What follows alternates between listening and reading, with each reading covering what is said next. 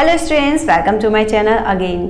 तो जैसे कि 9th क्लास की एसएसटी के सब्जेक्ट हिस्ट्री की हम स्टडी कर रहे हैं, जिसमें कि हमारा पहला जो चैप्टर है, जो चैप्टर फर्स्ट है, उसकी रीडिंग चल रही है। तो चैप्टर फर्स्ट ही ना काफ़ी लेंथी है, जिसमें कि हम द फ्रेंच रेवोल्यूशन के बारे में बात कर रहे हैं। और ये जो फ्रेंच रेवोल्यूशन है ना, वो धीरे धीरे हुआ था, उसके क्या क्या इवेंट्स थे, तो वो टॉपिक वाइज चैप्टर में काफ़ी सारे पार्ट्स में डिवाइडेड है। तो वही हम उसकी रीडिंग फर्स्ट पार्ट हम इसका ऑलरेडी बना चुके हैं। काफ़ी लेंथी वीडियो ना हो, जिससे कि स्टूडेंट्स को बिल्कुल भी बोरियत फील ना हो, काफ़ी इंटरेस्टिंग वे में हम इसे पढ़ रहे हैं। तो चलिए स्टार्ट करते हैं। Now the topic is the outbreak of the revolution, यानी कि जो रिवॉल्यूशन था, जो फ्रांसीसी क्रांति थी, उसकी शुरुआत कैसे हुई, उसका आरंभ कैसे हुआ, इसके बारे में अभी हम इस चैप्टर में पढ़ने वाले हैं। The outbreak of the revolution. Louis XVI had to increase taxes for reasons you have learned in the previous section, यानी कि पार्ट 1 में previous section में हम पढ़ चुके हैं कि लुइस 16 जो टैक्सेस को इंक्रीज कर रहा था, वो किस कारण की वजह से कर रहा था। How do you think he could have gone about this? आप कैसे समझते हैं, आपने क्या सोचा कि वो किस तरीके से इस टैक्स को लगाने वाला था, वो इस टैक्स को कैसे इम्पोज करने वाला था स्टेट के ऊपर। In France of the old regime, यानी कि फ्रांस में जो ओल्ड रेजिमी थी ना, जो पुरानी परंपरा थी, उसके अकॉर्डिंग द मोनार्क के पास इतनी पावर नहीं थी, did not have the power to impose taxes according to his will alone, यानी कि उसके पास, मोनार्क के पास, राजा के पास इतनी ताकत नहीं थी कि वो अकेले ही उस टैक्स को इम्पोज कर देता। ठीक है। Rather he had to call a meeting of the States General which would then pass, यानी कि उसको क्या करना था, उस टैक्स को, जो टैक्स वो बढ़ाने की सोच रहा था, उसको इम्प्लीमेंट करने के लिए, उसके लिए उसे क्या करना था, स्टेट्स के जो जनरल थे उनकी एक मीटिंग बुलानी थी। Rather, he had to call a meeting of the States General, which would then pass his proposal for new taxes. अब उसे क्या करना था, तीनों ही स्टेट के जो जनरल होते थे ना, उनको बुलाना था मीटिंग के लिए। और जब उस मीटिंग में वो सभी जनरल उसको सहमति दे देते, टैक्स को बढ़ाने की, उसका जो प्रपोजल था उसको वो एक्सेप्ट कर लेते, तो वो टैक्स बढ़ता था। ये ओल्ड रेजिमी के अकॉर्डिंग होता था।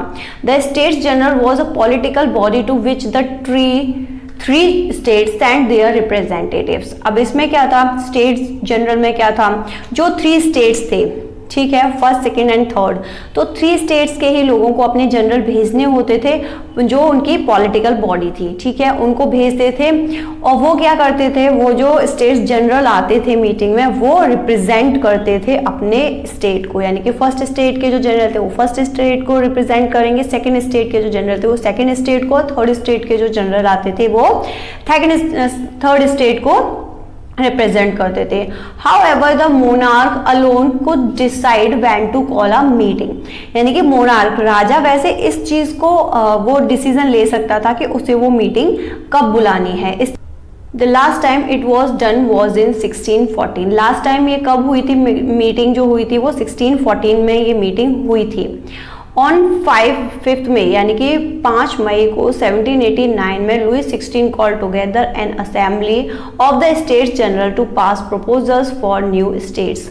उसने क्या किया, अब लुइस 16 ने, यानी कि 5 मई को 1789 में उसने क्या किया, स्टेट की असेंबली जो थी उनको बुलाया, किस लिए, ताकि वो उसके प्रपोजल को, जो न्यू टैक्स वाला जो प्रपोजल था, उसके बारे में डिस्कशन हो सके और उसको इम्प्लीमेंट किया जाए उसका। अब A resplendent hall in Versailles was prepared to host the delegates. अब जो वर्साइल था, जो हमने पहले भी पढ़ा कि बहुत ही भव्य तरीके से एक पैलेस था, महल बनवाया गया था, बहुत सारे उसमें फिजूल खर्ची हुई थी, उसको मीटिंग होने वाली थी, तो उसके लिए उसको बहुत अच्छी तरीके से सजाया गया मीटिंग के लिए। The first and second state send 300 representatives each. First और सेकेंड स्टेट ने, दोनों ने अपने 300 रिप्रेजेंटेटिव को वहां पे भेजा। Who were seated in rows facing each other on 2 sides. जहाँ पे क्या था, दोनों ही स्टेट के जो लोग थे, जो फर्स्ट स्टेट के और सेकंड स्टेट के, दोनों एक दूसरे को फेस करके इस तरीके से रोज में बैठे हुए थे सामने. While the 600 members of the third state had to stand at back, जबकि जो थर्ड स्टेट था उसके मेंबर कितने थे, 600. फर्स्ट और सेकंड स्टेट के जो मेंबर्स थे वो तो थे 300, यानी कि वो दोनों को मिला के 600 थे. बट जो थर्ड स्टेट था उसके टोटल जो मेंबर्स थे वो 600 थे. उनको क्या किया, उन्हें खड़ा कर दिया गया दोनों के बैक में, यानी कि ये फर्स्ट स्टेट के लोग बैठे हुए थे, उनको फेस करते हुए सेकंड स्टेट के लोग 300 ऐसे बैठे हुए थे, और बाकी जो थर्ड स्टेट के जो 600 मेंबर्स थे उनको उनके पीछे खड़ा कर दिया गया, यानी कि उनको बैठने के लिए सीट भी नहीं दी जाती थी. तो third state was represented by it's more prosperous and educated members. अब थर्ड स्टेट ने क्या किया, वो किसको रिप्रेजेंट करा, थर्ड स्टेट को जो लोग रिप्रेजेंट कर रहे थे वो कौन थे, वो बहुत ही जो उसमें जो एजुकेटेड मेंबर्स थे, जो पढ़े लिखे और नामी लोग थे, वो थर्ड स्टेट को रिप्रेजेंट करने के लिए मीटिंग में आए. Peasants, artisans and women were denied entry to the assembly. अब इसमें क्या था, किसान और जो कारीगर थे और जो महिलाएं थी ना, उनका आना असेंबली में मना था. हाउएवर देयर ग्रीवेंसेस, अब क्या था, उनके जो बातें थी जिनसे वो दुखी थे या उनके द्वारा जो शिकायतें थी, जो उनकी बातें थी जो उन्हें कंप्लीट करवाना था, ठीक है, तो उन सभी को क्या किया, और जो उनकी डिमांड्स थी वर लिस्टेड इन सम 40,000 लेटर्स. उसके लगभग 40,000 लेटर्स में वो लिस्ट थी पूरी, जो उनके द्वारा दी गई थी. जो थर्ड स्टेट के बाकी के जो मेंबर्स थे उन्होंने लिख के दी थी अपनी अपनी शिकायतें, अपनी अपनी ज़रूरतें, और उनको क्या परेशानियां थी वो सब उन्होंने लिस्ट आउट करके दी थी. विच द रिप्रेजेंट्स, जिसको कौन रिप्रेजेंट कर रहा था, representative had brought with them. Representative जो वहां रिप्रेजेंट करने आए थे थर्ड स्टेट को, वो लोग उसे अपने साथ लेकर आए थे. Voting in the States General in the past had been conducted according to the principle that each state had one vote. अब वहां पे क्या था, वोटिंग कुछ इस तरीके से होती थी कि हर स्टेट की एक वोट मान्य होती थी, यानी कि फर्स्ट स्टेट में से एक वोट मान्य होगी, सेकंड स्टेट में से एक वोट मान्य होगी और थर्ड स्टेट में से एक वोट मान्य होगी. सभी की मिला के एक एक वोट होती थी. This time too Louis 16 was determined to continue the same practice. इस बार भी लुइस 16 वही सेम चीज को रिपीट करने वाला था. But members of the third state demanded that voting now be conducted by the assembly as a whole where each member would have one vote. लेकिन इस बार जो थर्ड स्टेट की जो लोगों की डिमांड थी, उन्होंने क्या बोला, उसमें जो मेंबर्स आए थे थर्ड स्टेट के, कि अभी से क्या होगा कि हर एक व्यक्ति पर पर्सन वन वोट जो होगी वो मानी जाएगी असेंबली में.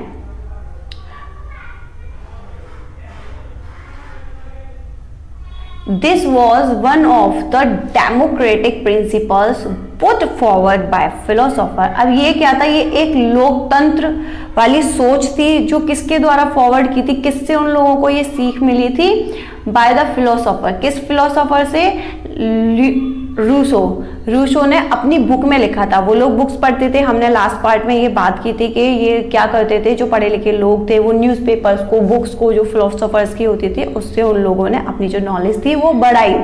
तो रूसो की जो बुक थी द सोशल कॉन्ट्रैक्ट, उसमें उन्होंने डेमोक्रेटिक प्रिंसिपल्स के बारे में लिखा था, जिसे उन लोगों ने वहाँ पे व्यूज रखे.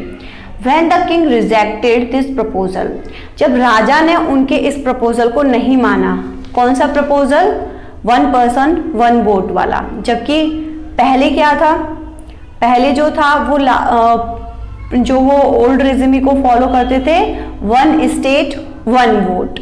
अभी लेकिन इन लोगों ने क्या डिमांड की, one person one vote. Members of the third state walked out. जब राजा ने उनकी इस बात को रिजेक्ट कर दिया, नहीं माना, तो क्या किया, थर्ड स्टेट के जो जितने भी मेंबर्स वहां गए थे वो सभी वॉकड आउट हो गए असेंबली से. कहां पे, वो सभी वहां से बाहर आ गए और उन्होंने क्या किया, उन्होंने प्रोटेस्ट करना स्टार्ट कर दिया. The representatives of the third state viewed themselves as a spokesman for the whole French nation. अब उन्होंने क्या किया, जो रिप्रेजेंटेटिव्स वहां गए थे थर्ड स्टेट को रिप्रेजेंट करने के लिए, जितने भी मेंबर्स गए थे, उन्होंने सभी ने क्या किया, व्यू देमसेल्फ। अब वो अपने आप को इस तरीके से देख रहे थे कि वो बोल रहे हैं थर्ड स्टेट को रिप्रेजेंट करने के लिए जो स्पोक्समैन है for the whole French nation. अब वो ऐसे देख रहे थे कि पूरा फ्रांस जो है ना, जो राष्ट्र है उनका, अब वो पूरे फ्रांस को रिप्रेजेंट कर रहे हैं, not only the third state. अब वो पूरे फ्रांस के लिए वहां पे लड़ रहे हैं, प्रोटेस्ट कर रहे हैं। On 20 June, they assembled in the hall of an indoor tennis court in the grounds of Versailles. अब वो सभी क्या हुए, 20 जून को वर्साइल के टेनिस इंडोर कोर्ट जो था उसके ग्राउंड में वो सभी असेंबल हुए। वहां पे जब सभी जमा हो गए, असेंबल मीन्स वो सभी वहां पे इकट्ठा हुए, जमा हुए, they decide themselves a national assembly. उन्होंने खुद ही नेशनल असेंबली घोषित कर दिया, and saw not to disperse till the had drafted a constitution for France that would limit the powers। अब उन्होंने क्या किया, वहां पे कसम खाई कि वो क्या करेंगे, तब कि हम जब तक यहां से नहीं हटेंगे जब तक कि फ्रांस में कॉन्स्टिट्यूशन को लागू नहीं किया जाता। Constitution for France that would limit the powers of the monarch. Constitution कैसा कॉन्स्टिट्यूशन, जो क्या करे, जो मोनार्क यानी कि राजा की जो पावर्स है ना उस पे लिमिट रख सके, यानी कि जो राजा के जो करने के काम हो ना वो सब कॉन्स्टिट्यूशन के अकॉर्डिंग हो, उसके राजा के ऊपर भी एक लिमिट हो कि मुझे मेरे जो अधिकार है, मेरा जो कार्य का जो अधिकार क्षेत्र है वो मुझे किस किस तरह से करना है, यानी कि राजा की निरंकुशता पे वो एक अंकुश लगाना चाहते थे। They were led by Mirabeau and Abbé Sieyès। अब उनके साथ में इस प्रोटेस्ट में और कौन थे, मिराबियो और आबे सिए भी आ गए थे। अब ये मिराबियो कौन है, Mirabeau was born in a noble family but was convinced of the need to do away with the society of feudal privilege.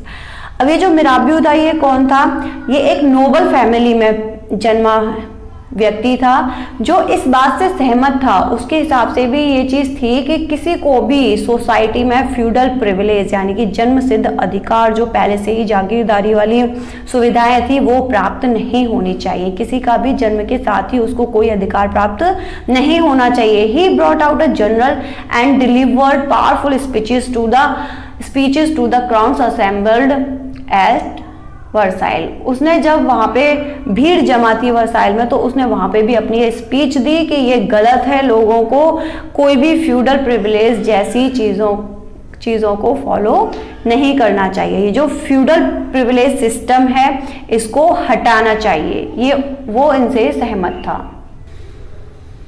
The tennis court oath यानी कि ये वहाँ पे जब उन लोगों ने कसम खाई, ये उसकी एक पिक्चर है कि उन लोगों ने कसम खा ली कि अब जब तक हम यहाँ से, वो प्रोटेस्ट कर रहे थे कि हम तब तक यहाँ से नहीं हटेंगे जब तक कि फ्रांस में एक ऐसा कॉन्स्टिट्यूशन ना बना दिया जाए जो कि मोनार्क की लिमिट्स को कंट्रोल कर सके और उसकी जो पावर है वो अंडर कंट्रोल हो जाए। Regions not affected by the great fear. Green जो कलर है ये वो सारे एरियाज हैं जो कि जहाँ पे मतलब कोई तोड़फोड़ नहीं हुई थी, जहाँ पे लोग डरे नहीं थे उसको शो करता है। बट जो कहीं कहीं पे ऑरेंज कलर जैसा जो आपको दिख रहा है वो एरियाज हैं जहाँ पर मूवमेंट्स हुई थी और लोग पैनिक हो गए थे, किससे, बहुत लोग डरे हुए थे जहाँ पर। अब आगे पढ़ना स्टार्ट करते हैं। आबे सिए ओरिजिनली अ प्रीस्ट। जो आबे सिए था वो क्या था, वो एक प्रीस्ट था यानी कि वो फर्स्ट स्टेट से बिलोंग करता था। Wrote an influential pamphlet what is the third state. इसने क्या किया था, इस ओरिजिनली एक प्रीस्ट थे, प्रीस्ट होने के बावजूद भी ये थर्ड स्टेट के लोगों के साथ थे और इन्होंने लोगों को इन्फ्लुएंस करने वाला एक पैम्फलेट लिखा what is the third state, की ये जो थर्ड स्टेट है ये क्या है। While the National Assembly was busy at Versailles drafting a constitution। अब जो नेशनल असेंबली थी वो वर्साइल में कॉन्स्टिट्यूशन को ड्राफ्ट करने में बिजी थी।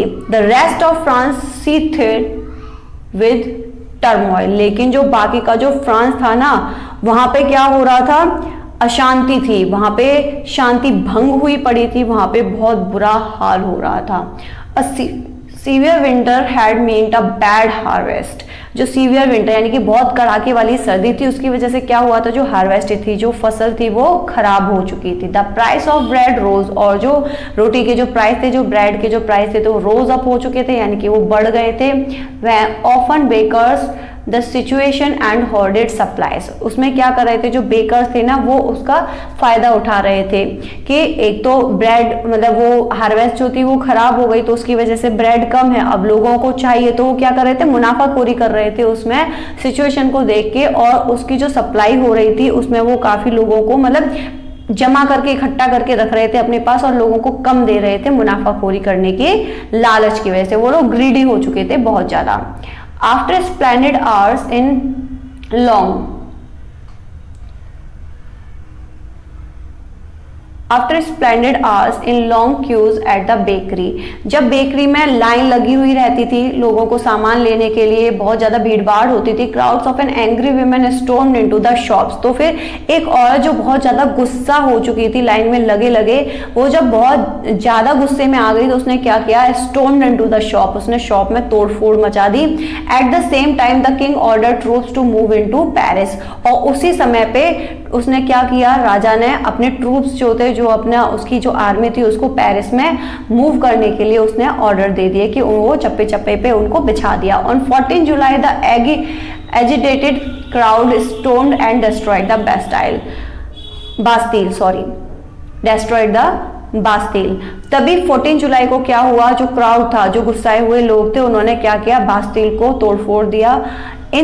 In the countryside, rumors spread from village to village that the lords of the manor, यानी क्या कंट्री में क्या हुआ, कंट्री के अंदर इस तरीके की रूमर्स, अफवाहें फैल गई कि जो लॉर्ड ऑफ द मैनर, यानी कि जो जागीर के जो लॉर्ड है, यानी कि जो लोग ऐसा करते हैं ना, जो अपनी जो जमीन होती है उसको काम करने के लिए किसानों को दे देते हैं, और फिर उसके बदले वो उनसे कुछ पैसा लेते हैं या फिर उनसे नाज लेते हैं बदले में, तो वो मैनोर कहलाते हैं, यानी कि वो जागीर होती है उनकी। उन्होंने क्या किया है, हायर किया है किसको, बैंड्स ऑफ ब्रिगेंड्स, यानी कि उन्होंने कुछ डाकुओं के बैंड को हायर किया है, डाकू या फिर गुंडे type, who were on their way to destroy the ripe crops, जो कि रास्ते में है, जो क्या करने वाले हैं, उनकी जो राइप यानी कि जो पकी हुई फसल है उसको वो बर्बाद करने वाले हैं।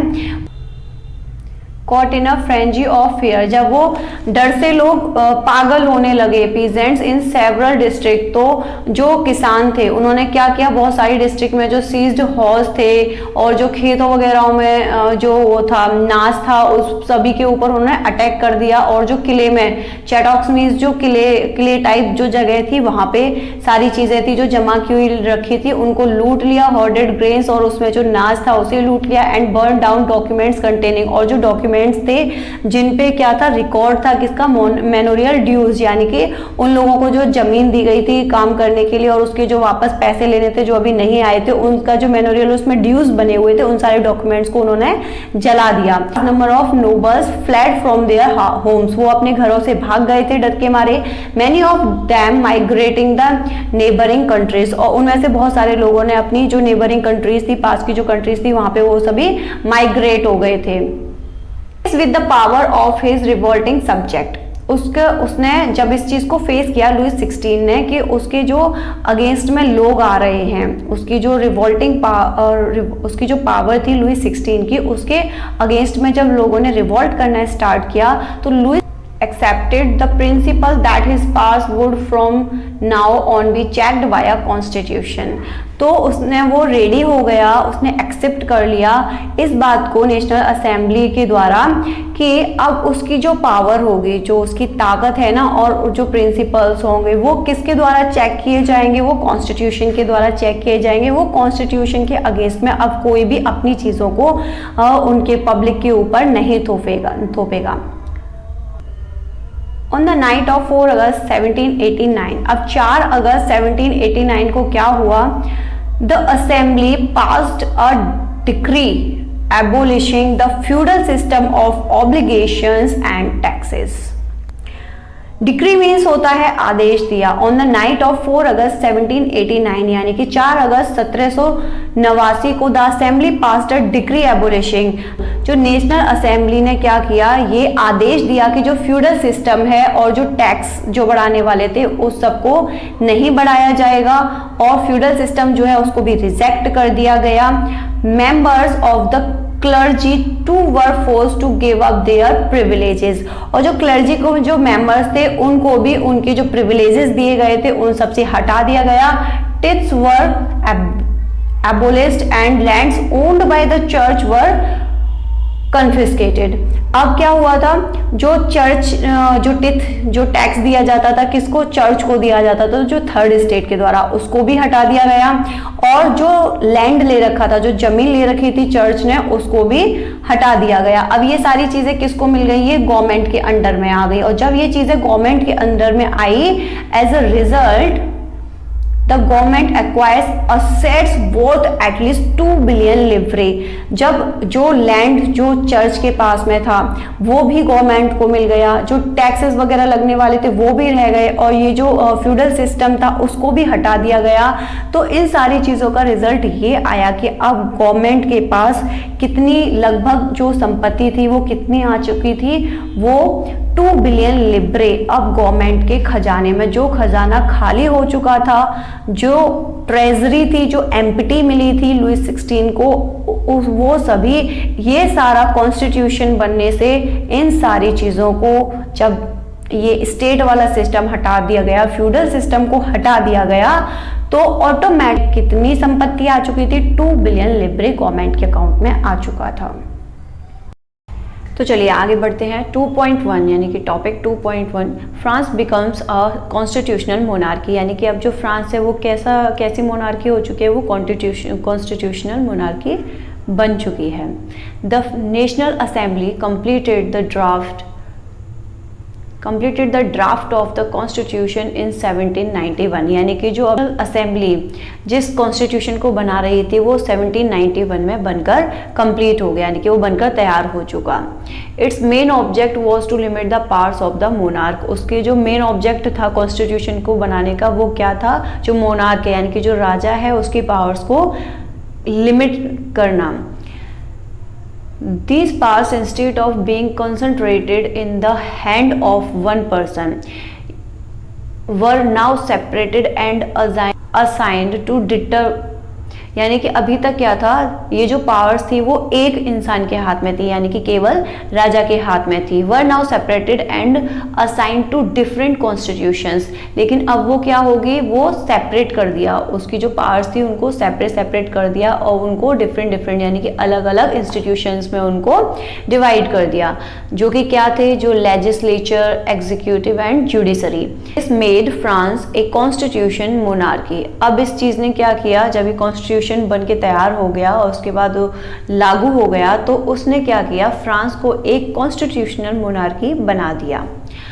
फिगर 7 जो है वो एक्सप्लेन करता है how the new political system works, कि अब जो न्यू पॉलिटिकल सिस्टम बना है फ्रांस के अंदर वो किस तरीके से वर्क करता है।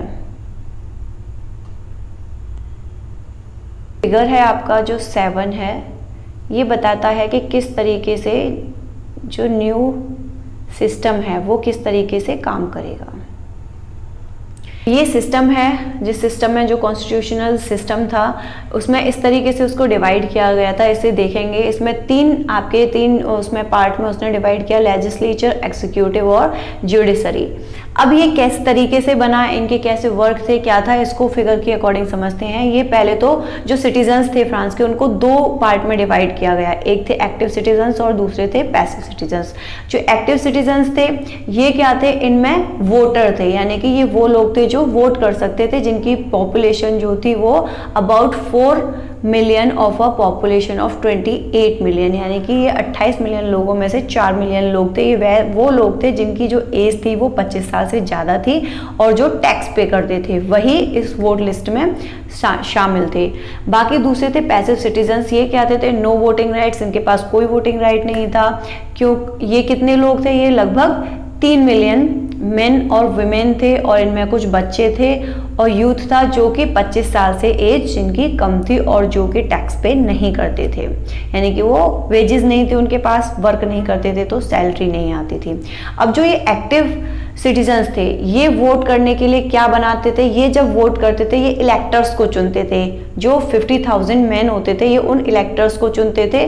फिर जो इलेक्टर ये एक्टिव सिटीजन्स के द्वारा चुने जाते थे, ये इलेक्टर्स जो थे ये चुनते थे नेशनल असेंबली, यानी कि हमारे यहाँ जैसे पार्लियामेंट बोला जाता है, ये नेशनल असेंबली के मेंबर्स को जो 745 मेंबर्स थे ये उनको चुनते थे। फिर ये लेजिस्लेचर हो गया, जो नेशनल असेंबली में जो लोग बैठे थे इनका जो अपना कार्य था वो लेजिस्लेचर में आता है। उसके बाद लेजिस्लेचर का जो कार्य था वो क्या था, ये कंट्रोल करता था, किसको कंट्रोल करता था, ये राजा की जो पावर्स थी उनको कंट्रोल करता था और ये मिनिस्टर्स को कंट्रोल करता था। राजा की पावर्स को और मिनिस्टर्स को दोनों को कंट्रोल करने का काम किसका था, लेजिस्लेचर का। अब ये जो नेशनल असेंबली में जो मेंबर्स थे ये इन दोनों को कंट्रोल करते थे, लेकिन इस कंट्रोल के साथ ही क्योंकि कॉन्स्टिट्यूशन बनाने का मतलब ही ये था, उसकी डिमांड ही इसलिए उठी थी ताकि राजा की जो निरंकुशता है उसको कंट्रोल किया जा सके, यानी कि वो हर वो काम नहीं कर सकता जो कि प्रजा नहीं चाहती है, इसलिए कॉन्स्टिट्यूशन को बनाया गया।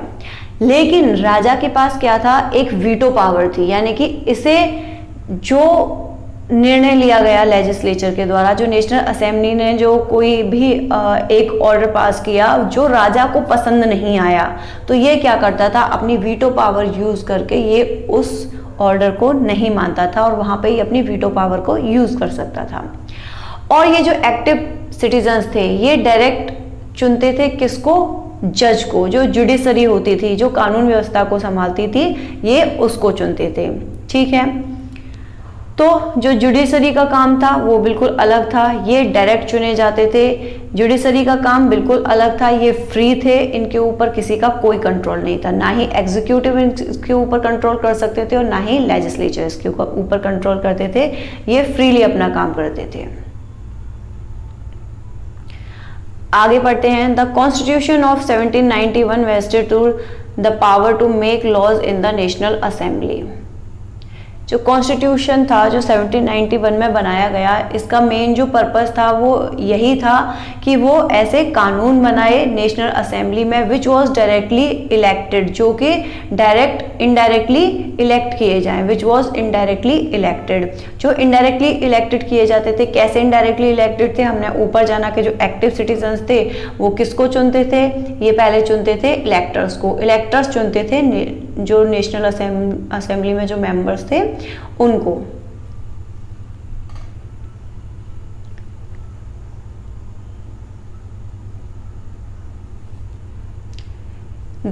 That is citizens vote for a group of electors. ये वो सिटीजन्स थे जो क्या करते थे, उस ग्रुप को, यानी कि जो इलेक्टर्स थे उनको चुनते थे। Who is turn choose the assembly. अब जो इलेक्टर्स थे जो इन सिटीजन्स एक्टिव सिटीजन्स के द्वारा चूज किए जाते थे वो बाद में असेंबली मेंबर्स को चुनते थे। Not all citizens however had the right to vote. और सभी जो सिटीजन्स थे उनको वोट करने का राइट नहीं था। ओनली मैन अबव 25 ईयर्स, केवल जो व्यक्ति 25 साल से ज्यादा के होते थे, who pay tax equal to at least 3 days of the labours wage. वैसे लोग जो टैक्स पे करते थे, टैक्स कितना होता था, जो कि किसी भी लेबर की 3 दिन की जो सैलरी होती है उसके बराबर वो टैक्स पे करते थे। Were given the status of active citizens, केवल उन्हीं व्यक्तियों को एक्टिव सिटीजन का स्टेटस दिया जाता था। That is they were entitled to vote, और वही केवल वोट कर पाते थे। The remaining man and all women were classed as passive citizens. और जो बचे हुए जो मैन, विमेन और जो चिल्ड्रन थे वो सभी किस में आते थे, वो सभी पैसिव सिटीजन्स में आते थे। To qualify an elector and then as a member of the assembly, यानी कि अगर किसी व्यक्ति को क्या बनना है, इलेक्टर बनना है या फिर मेंबर ऑफ द असेंबली बनना होगा, तो उस व्यक्ति को क्या चाहिए, हैड टू बिलोंग, उसे वो ऐसा होना चाहिए कि वो बिलोंग करता हो to the highest bracket of taxpayers. वो उन व्यक्तियों में से होना चाहिए जो गवर्नमेंट को ज़्यादा टैक्स पे करने वाले लोगों की श्रेणी में आते हों। ये नीचे आपको दिया गया है the declaration of rights of the man and citizens, यानी कि जो राइट्स थे, जो उनके हक थे, जो मैन और सिटीजन्स के, आप इनको पढ़ लीजिएगा, आप इन्हें खुद से भी रीड कर सकते हैं, आपकी बुक में है, ये ज़रूरी है। काम की चीज़ें जैसे कि man are born and remain free and equal in rights, यानी कि कॉन्स्टिट्यूशन के अकॉर्डिंग अब क्या हो चुका था कि जब भी कोई पैदा होता है तो अब वो पहले की तरह, जब व्यक्ति पैदा होता है तो उसे वो सारी फ्यूडल प्रिविलेजेस नहीं मिल रहे थे, अब सभी इक्वल इन राइट्स थे, सभी को बराबर के अधिकार थे। इसी तरीके से ये पूरे आप देख लीजिएगा कितने पॉइंट्स हैं, 17 पॉइंट्स हैं, इन सभी को पढ़ लीजिएगा।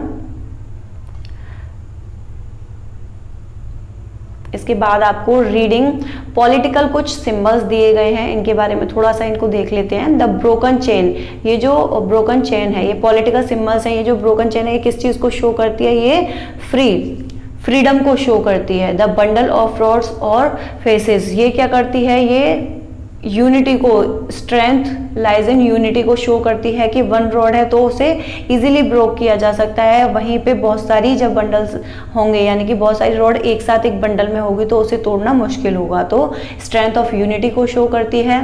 ये the I with in a triangle, एक ट्रायंगल में जो आई है ये किसको शो करती है? ये इग्नोरेंस को शो करती है। सेप्टर ये क्या है? ये सिंबल ऑफ रॉयल पावर को शो करता है। Snake biting its tail to form a ring, ये स्नेक है जो कि अपनी ही टेल को एक रिंग की फॉर्म में आके खा रहा है, ये क्या शो करता है? Has neither, a ring has neither beginning nor and. और जो ये कैप है, रेड कैप है, ये किसको शो करती है? ये बिकमिंग फ्री, फ्रीडम को ये शो करती है। ब्लू वाइट रेड क्या है? The national colours of France, ये फ्रांस के नेशनल कलर्स को शो करता है, ये फ्रांस के नेशनल कलर्स हैं। द विंग्ड वुमेन, जो वुमेन है जिसके विंग हैं वो किसको शो करती है? ये पर्सोनिफिकेशन ऑफ लॉ को शो करती है। ये जो आपको एक दिया करती है the law tablet, the law is the same for all, ये सिमिलैरिटी को, यानी कि सभी इक्वल हैं, ये इक्वालिटी को शो करती है। सो स्टूडेंट, सेकंड टॉपिक आपका कंप्लीट हुआ। इस पार्ट में मिलते हैं नेक्स्ट पार्ट में के साथ, थर्ड टॉपिक के साथ। Okay, thanks for watching my video, have a great day, God bless you all, bye bye.